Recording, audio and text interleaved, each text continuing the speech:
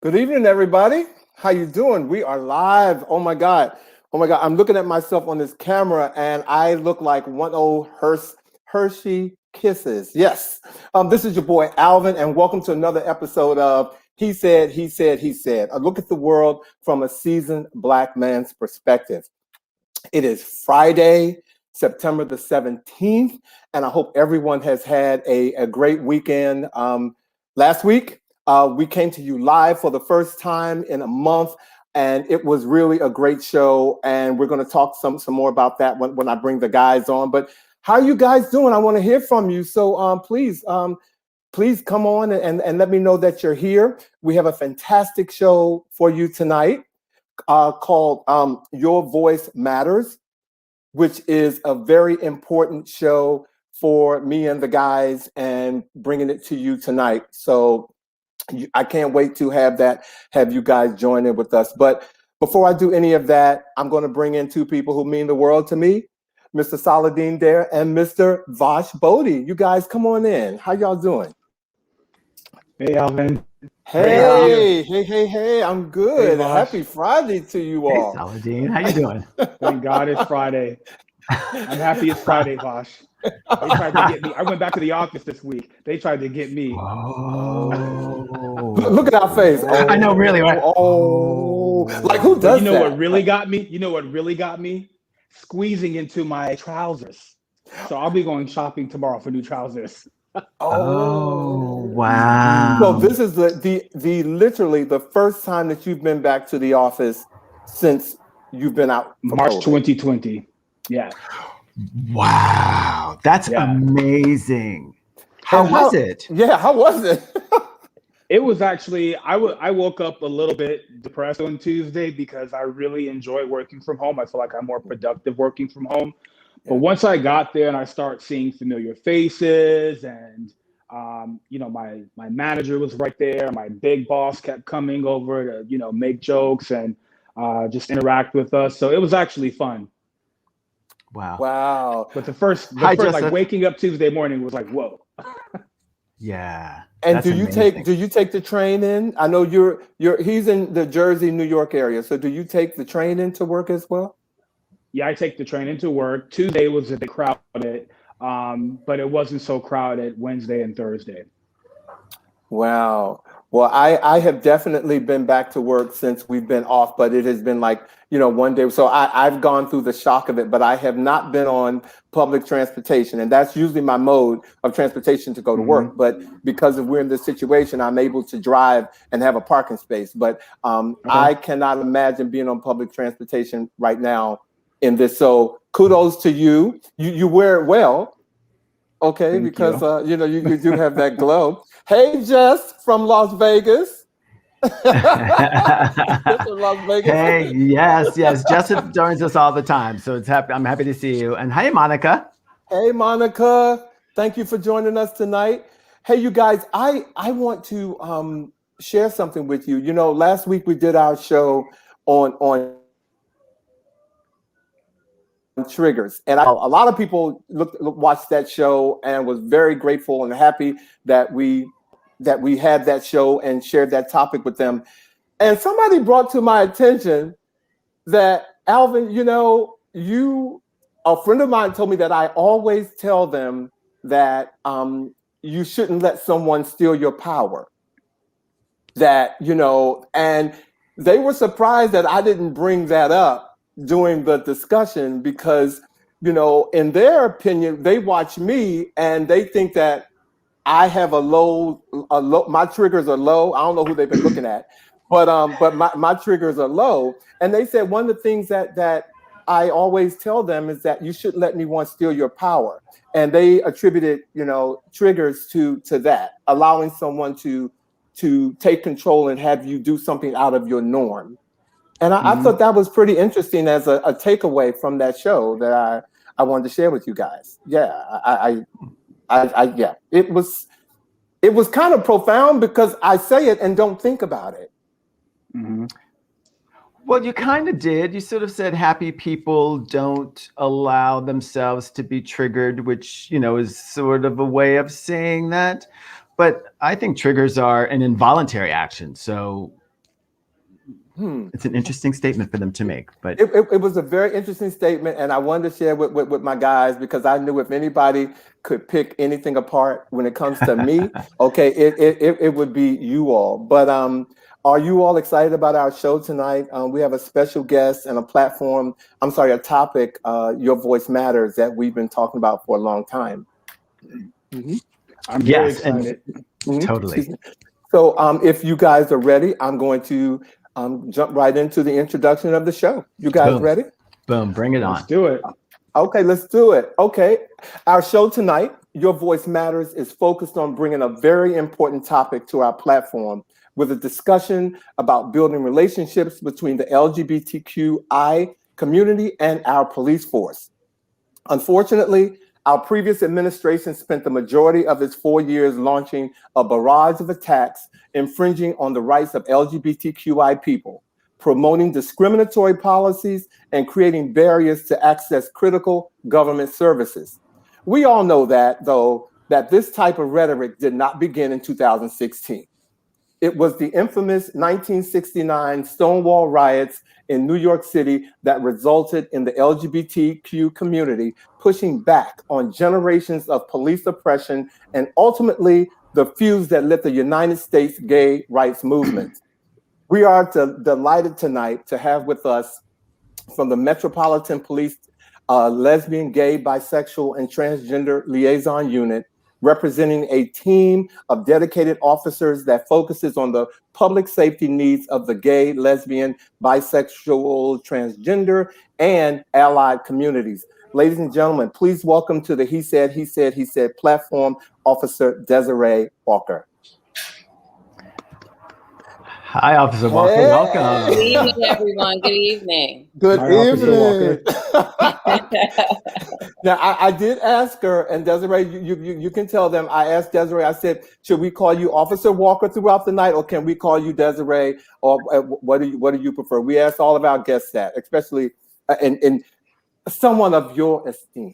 Okay. First and foremost, thank you all for having me, but please do call me Desiree. I mean, that's a big part of when we are out in the streets and talking with people is that, you know, when I take off this uniform, yes, there's a time and a place where we have the official officer or whatever our rank may be. But in the moments of talking with the community, you're getting Desiree. And so I want you all to understand that, you know, that this is Desiree is here, and I'm happy to be here with you all. Right on. Great. We're happy to have you. Thank you. I'm going to tell you, she speaks the truth because a few Fridays ago, you know, I had the opportunity of talking to her on the phone. You know how we do, guys. We talk to our guests, you know, and try to, you know, and gauge them and get a feel of, you know, the questions and whatnot, the topics that we're going to do. Desiree was on the phone. First of all, when I picked the phone up and she said hello, it was like somebody that I've known before. So we just went into conversation. We found out that we are native Washingtonians, correct? Yes. I went to McKinley High School and you went to Elizabeth Seton. It's in a suburb of Maryland, but it's an all-girls school. So unfortunately, we didn't have them in DC at the time. So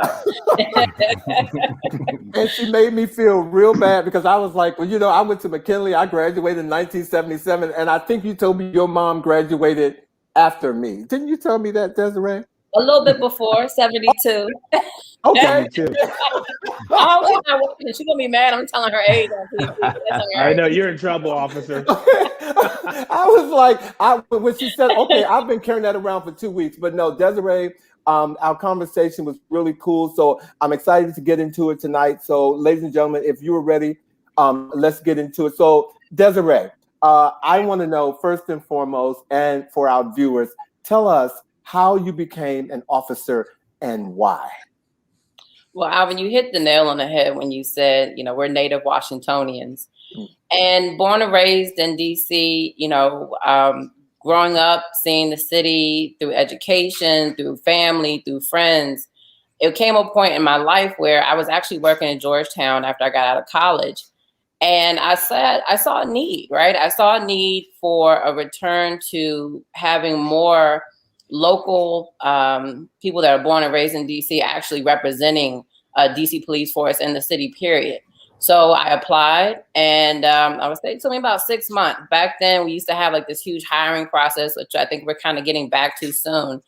And I mean, I just had great honor and pride to be able to be from the city, represent the city, and interact with people who would be like my uncle, my cousin, my brother, my sister.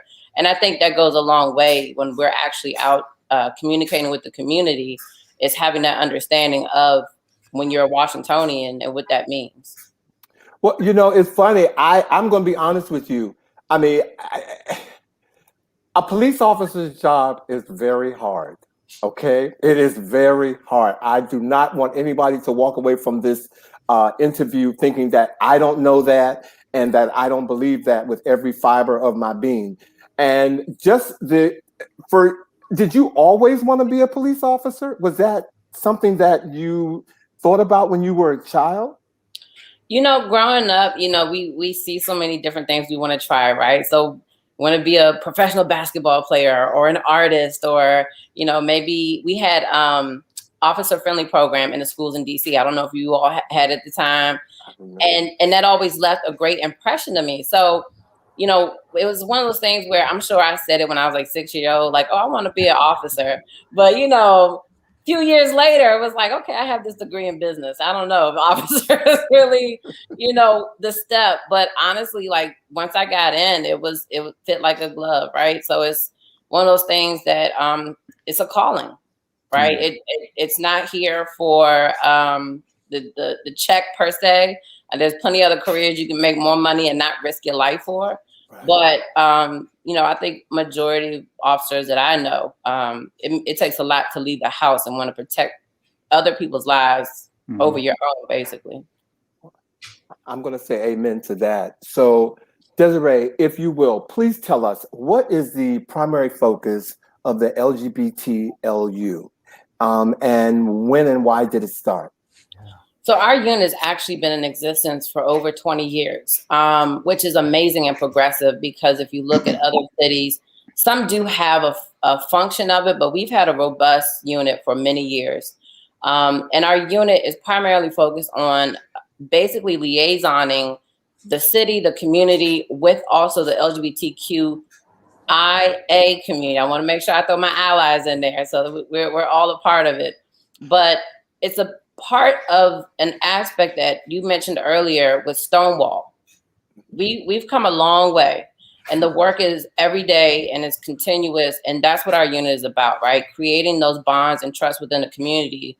So when our community members need help, they actually have someone there that they can talk to, that they can call. Because sometimes there's so many things that happen that we feel like, oh, no one's going to be there for me. But in fact, we are there. And we are very much dedicated to making sure that message is conveyed every day. Mm-hmm. Well, and speaking of messaging, I want to make sure that I also drive this home to our viewers. Even though this show tonight is talking about the protection and the resources for LGBTQI, the LGBTQI community, also we have straight people in our lives, or people who are not LGBTQI, and they also can use this resource as we get into our conversation. This is a resource that we're going to learn tonight that is for everybody, and it does exist, and it is very important that you know about it and you know how it functions so that you can use it. So thank you. Absolutely. Thank you, Desiree. Mm-hmm. Thank you for having me. Mm-hmm. Desiree, can you describe or provide an example of some of the public education campaigns that the Lgbtlu conducts? So, and that's a great question, because a lot of times it is not so much campaigns that we conduct, it's campaigns we partner on. And I think it's very important that we address that, because, for instance, nothing in the community is done on its own, right? So we all need each other. So with that being said, we partner with our mayor's LGBT office. We partner with local nonprofits. We partner with Department of Behavioral Health, Department of Aging, for instance. I've had cases dealing with elderly care needed. And we know in our community, that sometimes is a bigger component that we don't get a chance to talk enough about, right? So I bring that as an example because the campaigns that we work with are always ongoing, and sometimes they may shift depending on the needs of the community. And as we all know on this call, the LGBTQIA community is not one community. It's an umbrella of so many more communities. And we have to deal with and work with and make sure each community has what they need. So our campaigns are not solely based by the police department, but yet a partnership with the entire city, all of our stakeholders. And so for that, it's just wherever we are needed, wherever need is shown in the community is where we're going to try to be there and address it and go from there. And do you see over the last 4 or 5 years, I haven't looked at the statistics for Washington, D.C., but do you see an increase or a decline in crimes against people in the LGBTLU community, or has it stabilized? So a really great resource, and Alvin was mentioning resources earlier, and if you go to our website, I'm going to give that real quick, because at mpdc.dc.gov is actually where we have a historical layout of our hate-motivated incidents and or crimes. And that will show you kind of where the numbers have gone. So for an example, anytime around an election year, political hate crimes go up, right? And different instances that may happen will show kind of an increase or decrease. And so it's truly a whole stakeholder conversation when you talk about what things have gone up and gone down. Obviously, we're coming out of a pandemic. Well, we're still in it, but we're in a phase where certain numbers have gone up because, certain things have happened politically or whatever the case may be, but also other numbers have gone down because we were quarantined for so long. So I'm not a big person on statistics, because it's one of those things where when we're out there, we want to focus on the people, not so much the numbers. But obviously, those who do keep the numbers help guide us on where we can best put our resources better. Great. Okay. What's sort of interesting, what kinds of calls do you find yourself going out on as a member of the LGBTLU? So one of the main things that we try to stress is just safety, right? For instance, years ago, a safe haven for us was our nightlife. And when our nightlife was our safe haven, other people who would prey on that would know that. So, if you were going to, and I'm going to take it back a little bit, Alvin and I were laughing about it. You go to the bachelor's meal, right? And maybe had half a drink back in the day and kind of wobbled out. You might have had someone kind of paying attention to you coming out of that club, right? And I'll take it one further back. Before being out and open was as accepted as it is today, people would actually try to blackmail people who were leaving those places. Okay. And so I bring that to examples because certain crimes sometimes are targeted, right? So if someone was not out fully back in the day and someone said, "Oh, I saw you," and it brought up so many issues, and they would go after them and victimize them because of that. And so those are the things where now going forward, we pay attention to that. So if we have a good one that I always talk about quite often is apps. Okay. So you mean like phone apps? Yes, like Grindr, and Tinder and things like that. We stress safety. We tell people, listen, we're not here for judgment. We're here for safety. So whatever may have happened, if people are looking at you because, you're on this app, or things that have happened because of dating on the app, we want to make sure that people know that help is there. So whatever incidents that happen, do know if someone is targeting you on these apps, they're targeting other people. And that's the part that we cannot be ashamed. If something happened, we actually need to get help.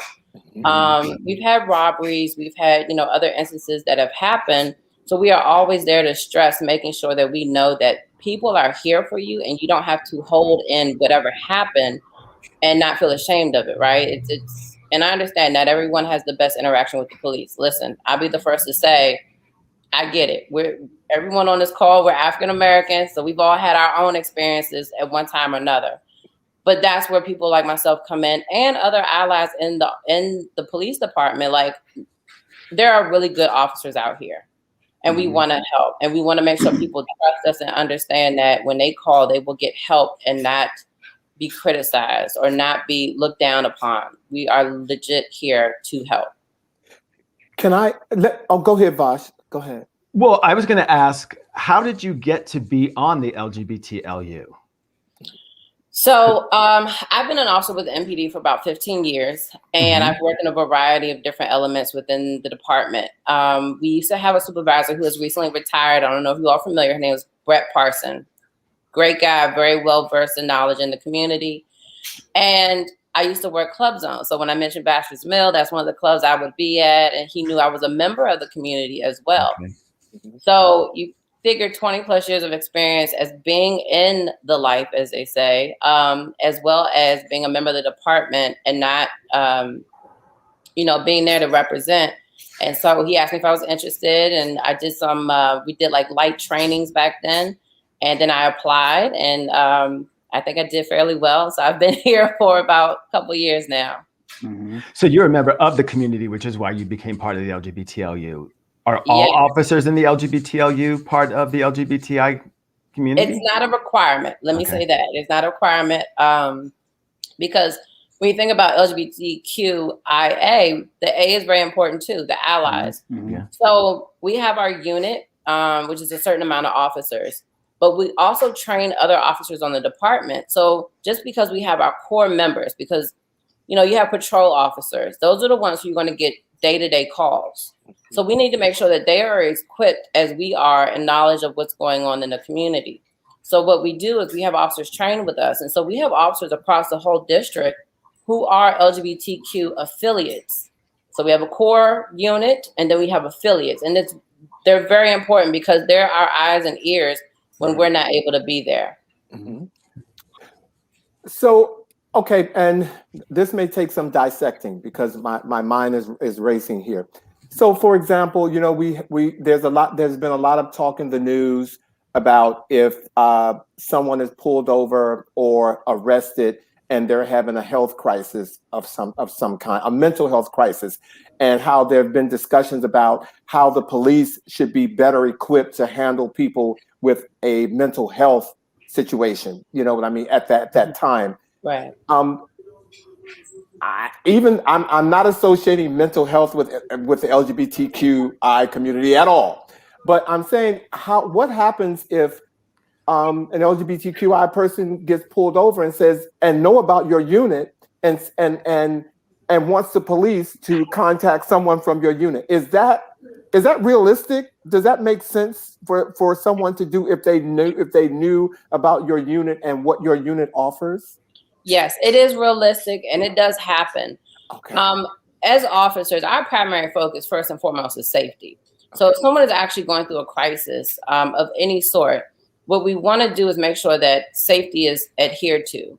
Officers from my unit are often called to assist, which I have. I have been there when members of our community are in need. And it's important that we're there, but it's important also that safety is adhered to. So we try to exercise every means possible to make sure that that person is safe and that with the crisis that they're going through, we can get them to a place where they can get help. And so, and I stress that because it's very important for people to understand. You can call for us. You can call for, we have Spanish speakers. So our unit also is in the same building with our Latino liaison, our Asian liaison, and our deaf and hard of hearing. And fun fact is that LGBTQ is in all of those as well. Right. So when we talk about getting people help, yes, we have officers who do specific trainings to assist even further. But first and foremost, it's safety. And so in the districts, we have our crisis intervention officers. Like I said, we work hand in hand with like DBH, which is the Department of Behavioral Health for Washington, D.C. And then we also make sure that we have our DC Fire and EMS available. So when we say that we're there, it's not just, one officer here, one officer there trying to control a situation. It is, we need to get this person help, and how can we do that? And we will exhaust all means to do so. Okay. Thank you. Do you think that the LGBTLU can serve as a paradigm for police departments in other cities? I think that it's very important for other cities to have communication with the communities around them.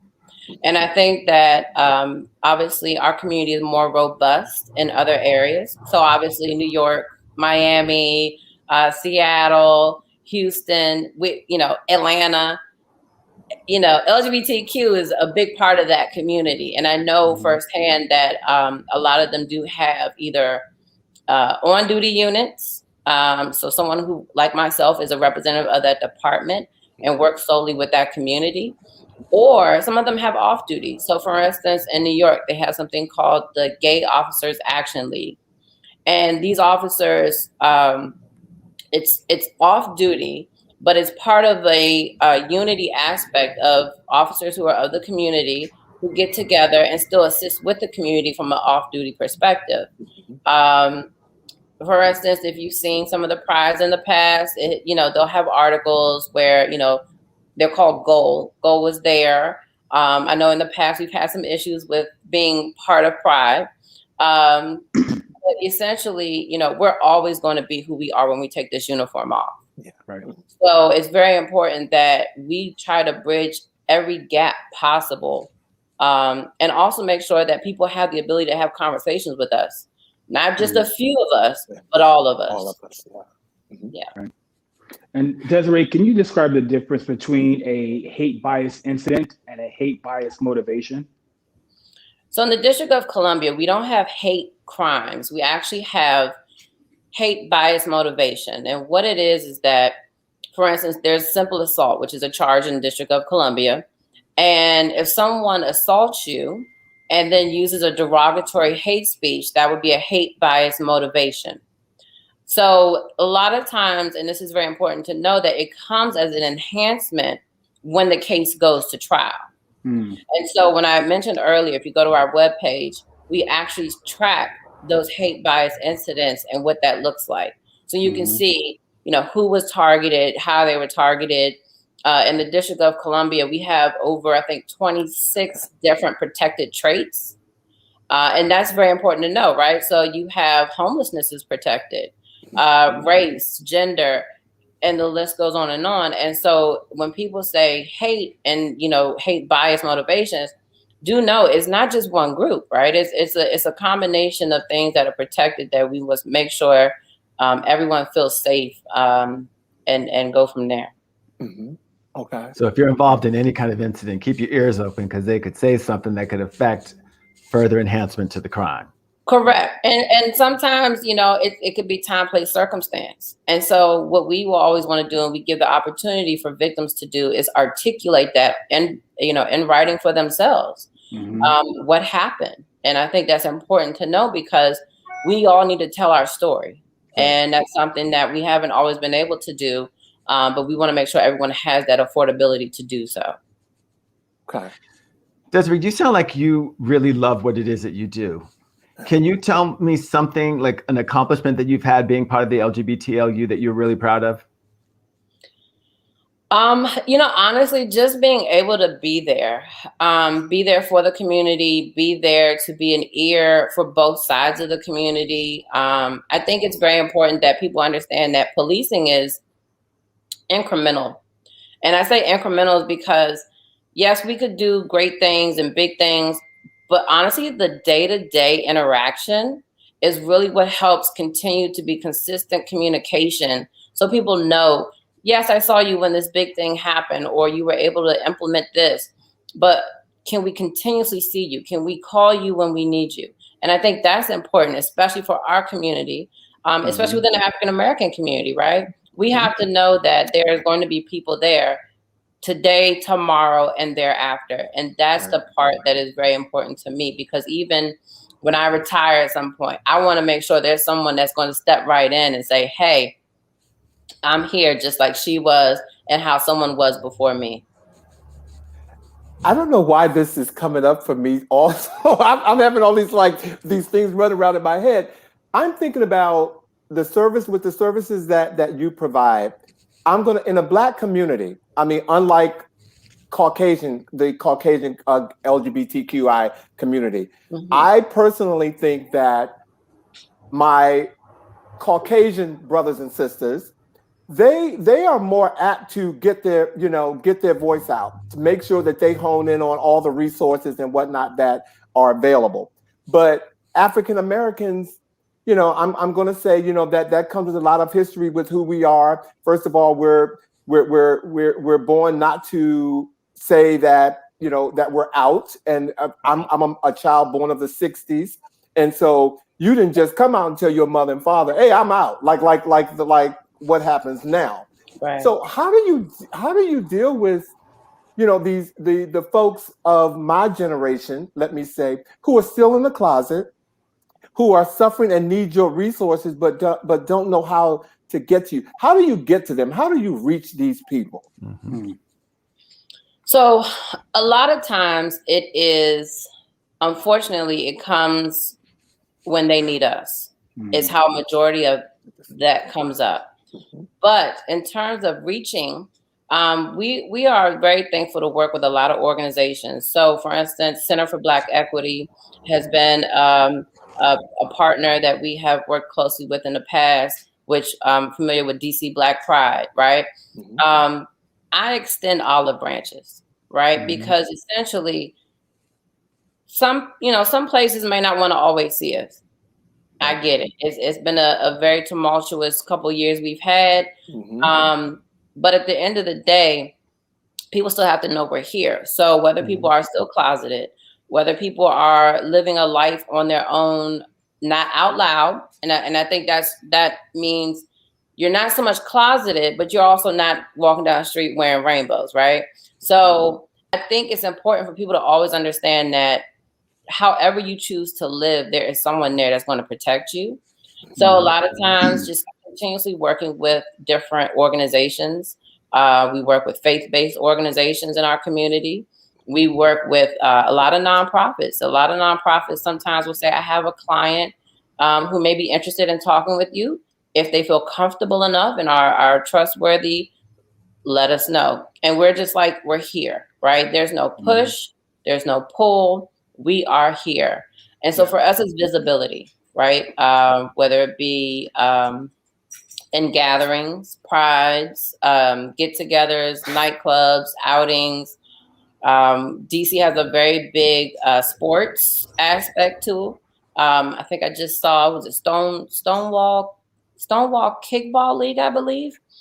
There's a lot of leagues in DC. There's a lot of leagues in DC. Yes, it is. Desiree, do you ever partner with any religious organizations? Because I know that the Black church can certainly be a roadblock for people to feel comfortable coming out. People, for me, the Bible is a book of metaphors, but a lot of people take it quite literally. So I'm curious as to whether you partner with any religious organizations, specifically the Black church. With that, I will say we always extend the olive branch.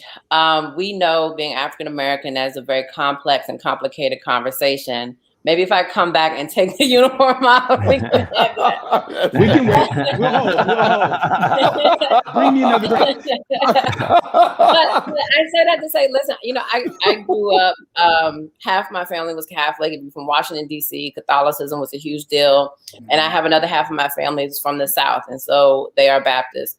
And I will tell you that, it is one of those things that in our community, it's a conversation that is a very delicate one, right?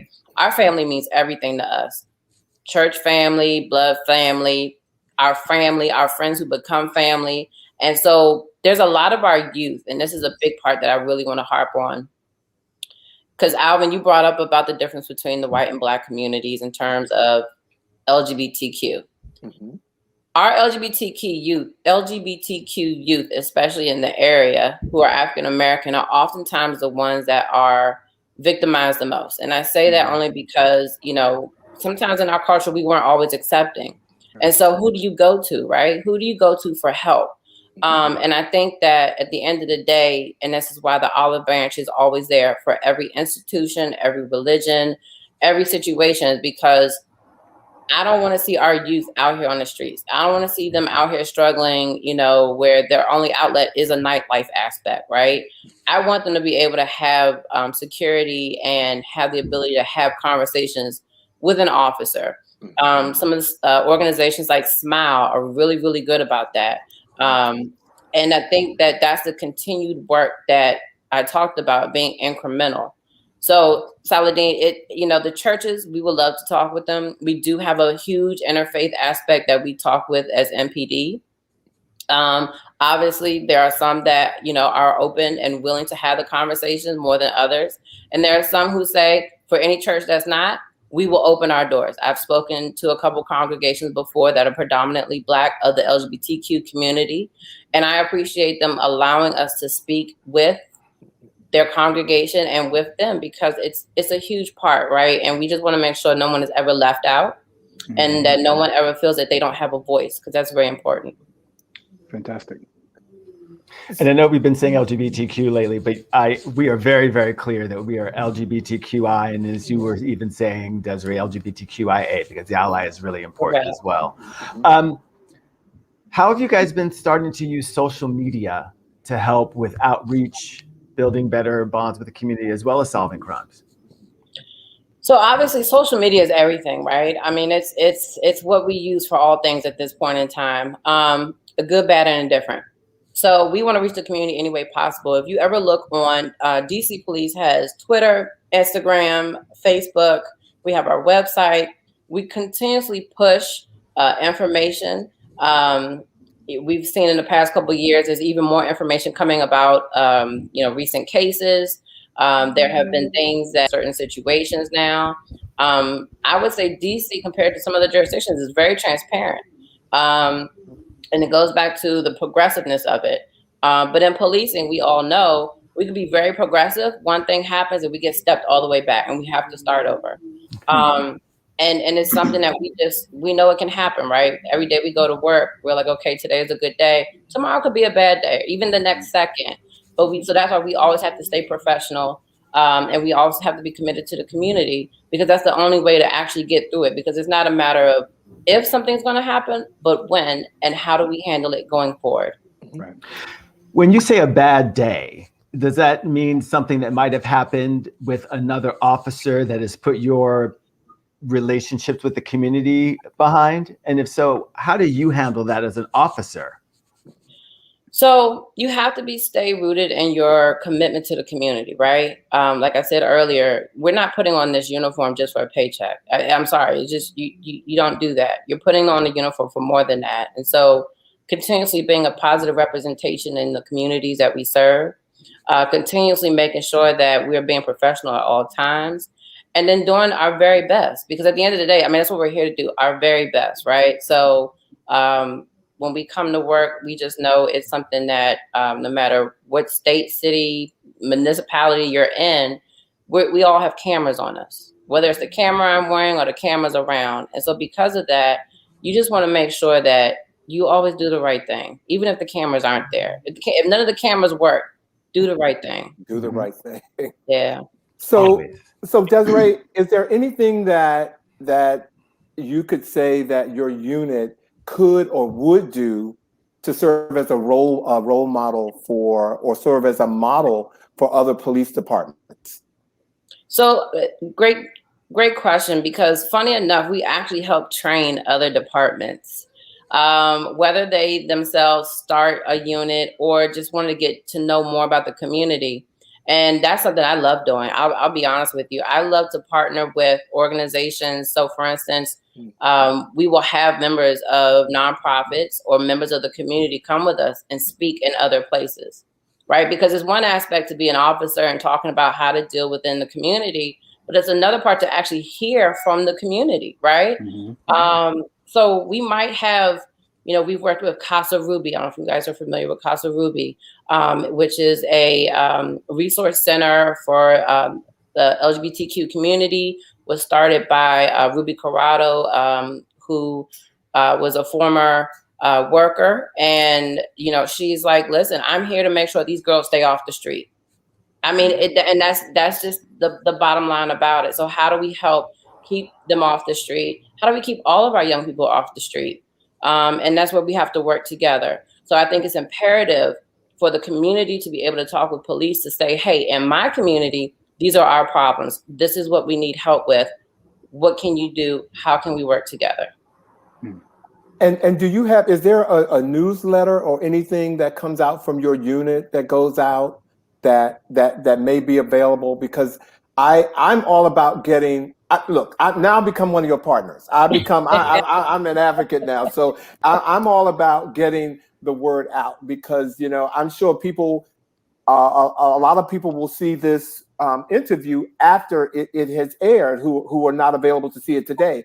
And just having a pamphlet to let, or something to let people know what your unit does, is something like that available that people can put their hands on? So we don't do a newsletter, but I would readily give my information out. And our website, I don't know if you all have seen it yet, actually has our unit on there. So it has all the information about our unit, how to contact us.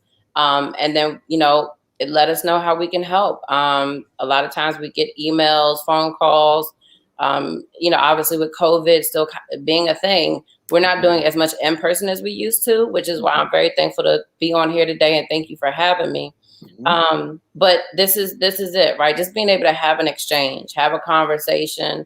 No conversation is too big and no conversation is too small. Just to say, hey, we're here, whatever the need may be. I'm glad you said that. Well, first of all, Alvin, I want to let you and everyone who's watching that we will be posting all the social media for MPDC. So people will be able to follow you on your social media, et cetera. In terms of outreach, where does someone go to hang out with the single LGBTIU? You did what I wanted to know. I asked for you, Saladin. This is for you and me, honey. We get let me tell you, it's a busy weekend this weekend if you want to hang out I in will tell you, DC. we are all hands on deck. Okay. Yes. It's a lot going on this weekend. Well, I'm jumping on the Sunday, people as gonna need soon a as we drop. massage or something. A lot going on, okay? But I am so happy that you are, you know, that you've taken the time out to be with us today, Desiree. This is really, really good. I mean, again, and by doing the research and hosting this show with Saladin and Vash, I have done some homework that I didn't know.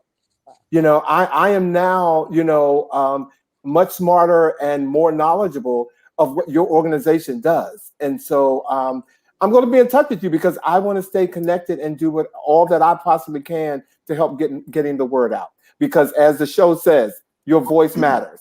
Yeah. And if you don't open your mouth. Right. Yeah. And Vash and I will also be in contact with you. We can help arrange a happy hour with you and some of your colleagues from the unit. I'm sure they would love that. I mean, listen, it's a working relationship we have with the community. So it's always good to interact and make sure everyone is aware who is in their areas and how they can help. And we're here for that. We can help. Well, Deborah Jolly said, a great show, very informative. Thank you, Deborah. Please spread the word. Please spread the word because we really thought that this show was very important. So I think if I'm not mistaken, I think that we have gotten to the end of our interview with Desiree. Wow, Am I sure? And Vash did. Okay. He did talk about social media. So if you guys are ready, ladies and gentlemen, we're going to go into a segment of our show called The Pop-Up, and we'll be right back with Desiree before we leave the show tonight. So Desiree, thank you very much for being here. Thank you very much. Yes. So, ladies and gentlemen, it has been a big fashion week on TV, and I'm going to say in New York City and around the world. We have had the MTV Awards, and we have decided tonight for our segment of the pop-up, we're going to give you our fashion knots and our fashion hots, okay? And for our fashion knots, we're going to give them the Ham Award, and that is the Hot Ass Mess Award, okay? I was allowed to say ass one time. I said it twice. But Twice. we're going to give them the the Ham Award. So if we can start the show with the best of the VMA awards. Okay. Well, first of all, Sierra can get it. And when I say get it, Sierra can get anything that I'm offering, Kool-Aid, hors d'oeuvres, whatever. Sierra brought her whole game to the VMAs this week. Beautiful. I thought that was okay only. You thought it was okay? Yeah. I thought it was okay. Yeah. Okay. She's gorgeous. I thought she was okay. I'm just looking at the mother. I think she looks beautiful. Kids. It's like a throwback to the 90s with the sort of like black knit see-through. I think she looks gorgeous. She got it. Okay. Next. Miss I thought she Lata. looked stunning. I mean, even though it looked like it could have been bought off the rack at some Rodeo Drive, boutique, I just thought it was stunning representation. I'm gonna say, who is she? Don't know. Okay, you don't know who she That's is? my question as well. I have no idea who she is. Okay, I have no idea. a curvy girl. She does get the award. Next. Okay. All right. Machine Gun Kelly. I just thought the monochromatic. First of all, the suit fit, and there were not many men on the runway on any of these runways with a suit that fit, and the monochromatic, it just looked rock star. I just thought it looked like appropriate. I'm giving it a thumb up. A thumb up. I gave it a thumb up too. Okay, good choice. All right. Rock star. It's a little bit paper dollish to me. I'm not so into it. I think that she looks good. She's young and vibrant and beautiful, but I think that she could have done better.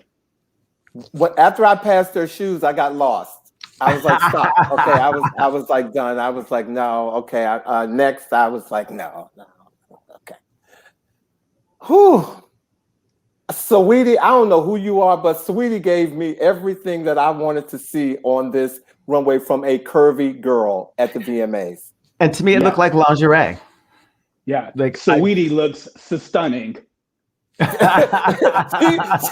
gave me the stunning award. I was just very, very happy to see Sweetie. Sweetie, I'm saying your name with a list because I have no idea who you are, but you brought your A game from head to toe to the VMA, in my opinion. Ooh, okay. This is trash. I'm sorry. Unseemly. I'm going to personally say that I gave Ashante the best dress. This was my pick because I am not going to bash a woman's body, but I'm going to say for where Ashante is in her life right now, they took care. This might be her last outfit, and I think that they did a good job on that. So, but there's like hooks that aren't connected to things on like the hip and the foot. Right. It's like where, I'm not body shaming. I'm as gay as the now is long, but I'm here for thick women. Like I support it, but it's like Ashanti. Like, what is this? It's unseemly. I knew y'all were gonna give me on that. Okay, next, ladies and gentlemen, and now we go to the Ham Award for the VMA, and Miss Charlie. Okay, it looked like she got into a fight with her sewing machine. Like if you watch Project Runway. This looks like something that in the 11th hour when Tim said, make it work, and they didn't. Wait, what did he say, Vash? Make it work. Make it work. This was trash. Okay, next Ham Award, Charlie. Oh, now, Cyndi Lauper. Lauper, you should know better. This is quintessential Cyndi, though. I mean, you have to give her a pass. Like, Cyndi has been rocking, like, this kind of style, like, since the late 70s, early 80s. So I don't think it's worst dressed. I think it's very characteristic of the Lauper. The jacket doesn't look comfortable. It doesn't look soft. It does not. It looks so cheap and unfinished to me. Cyndi, you could have done better. Okay. Who is he? Just go ahead and throw the Ham Award at him, because Giveon, he's a rapper, and I just thought this was.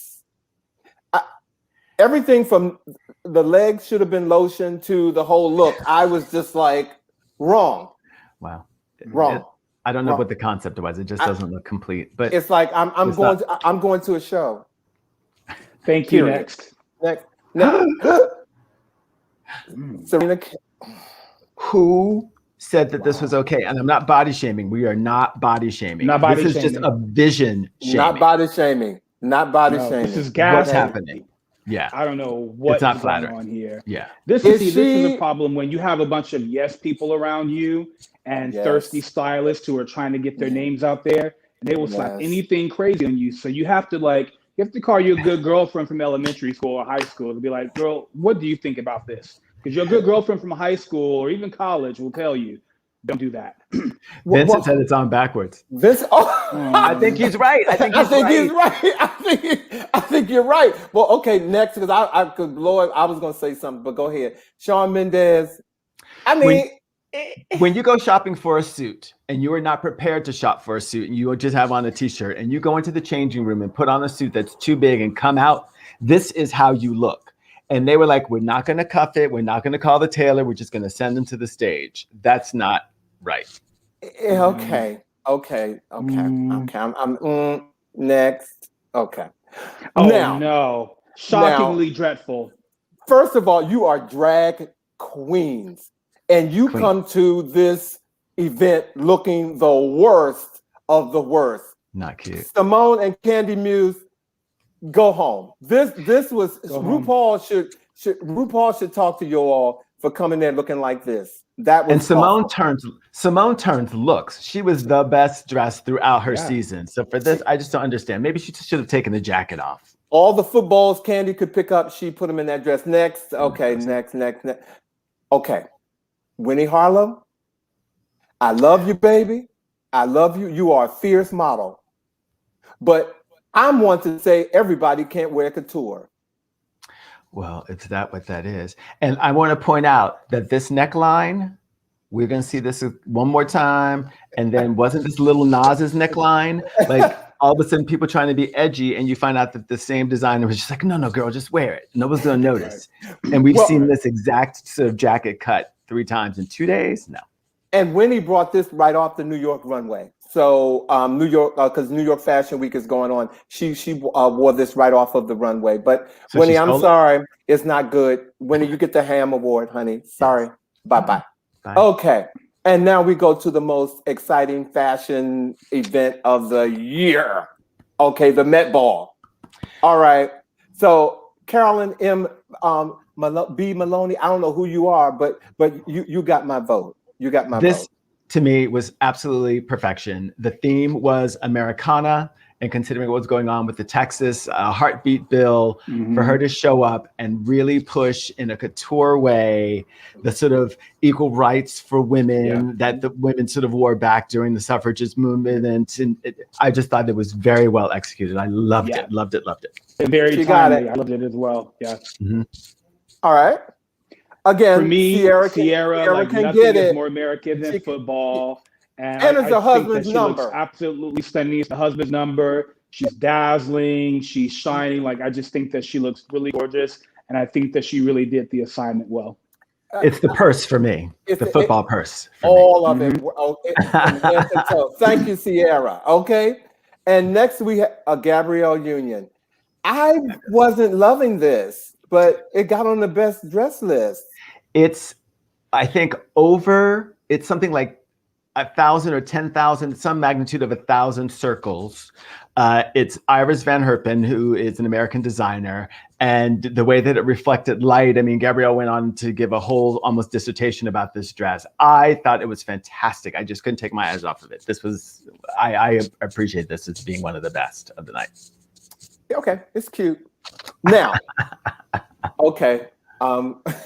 Mic drop. There were a few mic drops, but Jennifer Lopez gave me life in this cowboy outfit. I'm a huge fan of cowboy, and the way her take on this, it was absolutely stunning. The fabric close up was just made. I don't think that the Jennifer Lopez is a particularly adroit actress or singer, but she knows how to follow an assignment for a red carpet. And I would like to listen to her less and just look at her more.